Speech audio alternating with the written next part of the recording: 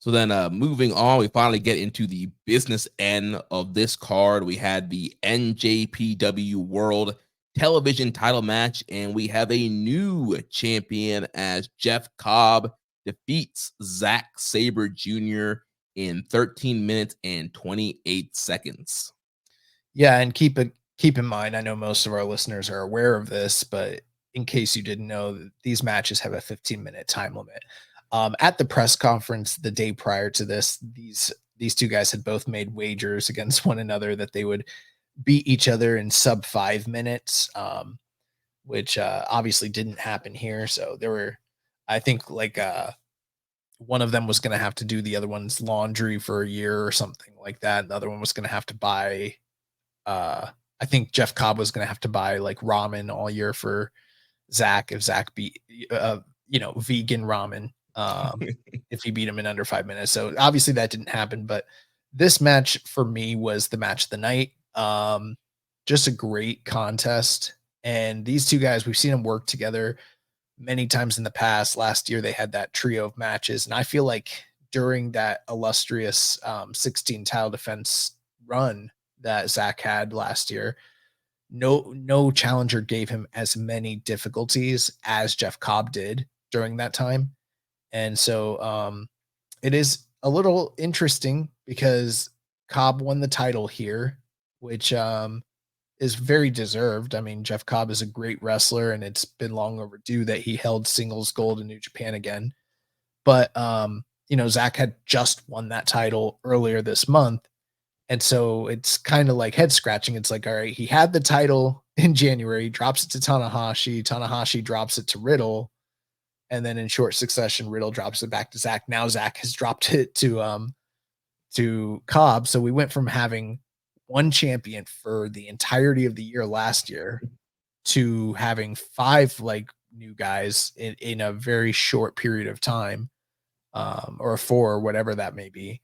But the one thing I will say here, the match was awesome. I wouldn't quite call it a squash, but given the style of work they did, it'd be hard to call this anything but a dominant win for Jeff Cobb. I mean, Zach just played the wrong game, and he really played into the type of wrestling that Jeff Cobb likes to do, and Cobb was able to overpower him and smash him many times. And it seemed like there was a lingering like muscle / rib issue that Zach has had in the past, and they played up into that, and that kind of became his downfall. And he wasn't able to out quick this guy and out grapple him, and he just got handled. Yeah. Yeah, Zach had like a rib injury towards the beginning of the match after a hip toss from Jeff Cobb. So yeah, he had the rib injury, and then plus, like you mentioned, he's trying to play the power game with Jeff Cobb, and we've seen this with Zach in the past where he will deviate from his game plan because he wants to try to outmaneuver the other guy in their game plan. A lot of times when he wrestles like Ishii, he'll try to outstrike like Ishii or Shingo, and he always ends up getting knocked out, and it backfires. And here he was trying to, for whatever reason, show that he can hang with Cobb in a power game. He was able to get the Zach driver. He was able to get a power bomb off the top rope on the Cobb, but that took out a lot from him with the rib injury. Mm-hmm. And then, of course, Cobb's just bigger and stronger than him, so Cobb was over to overpower him. Of course, Cobb also hitting that big standing moonsault right on the injured ribs, and then eventually was able to hit the tour of the islands towards the 13-minute mark there. 1, 2, 3. Jeff Cobb becomes our new TV champion. And like you mentioned, a little hot potato here, and it kind of makes you question what the deal is with Riddle and what the whole plan was, because it seems like maybe they were going to do maybe Riddle versus Cobb, because they did tease, Chosen Bros at the beginning of the year and Battle in the Valley. And so maybe Riddle was supposed to come to Japan, defend against Cobb, but for whatever reason, maybe he couldn't make it to Japan or whatever the deal was. And so they had to send Zach to beat him in the States and then have Zach do the drop off to Cobb, which it's very kind of weird booking. And it's like, what was the whole point? Yeah.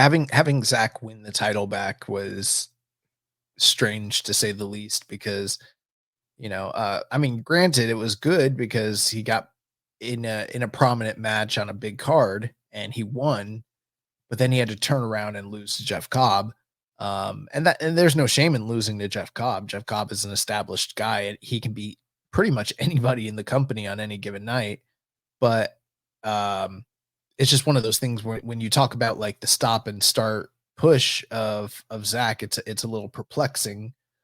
And but all in all, great match. And I am wondering at this point, I'm like, damn, like, one of the things Zack had mentioned in the post match comments is he said like his game has never even been 15-minute matches to start with. So he's almost a little bit relieved from being able to move on from from being confined to that rule set and being able to kind of broaden his aim and go after the IWGP down the line. But with Jeff Cobb, who the fuck's gonna beat this guy in 15 minutes? You know what I mean? Yeah. Like they're gonna have to like either beat his ass or fucking roll him up or get a special roll up. I don't know. Like Yeah, but banana peel, Toriano style. yeah, that's a tall order to beat him in 15 minutes or just under 15 minutes. Like fuck. And I also wonder, I'm like, we can call TJP the captain all day long, but who's wearing the gold, lunch tray belt? That's the Casio belt. That's Jeff Cobb. Yes, Cobb is our new NJPW World TV Champion. He already has his first challenge coming up at Resurgence, and we'll talk about that here in a second.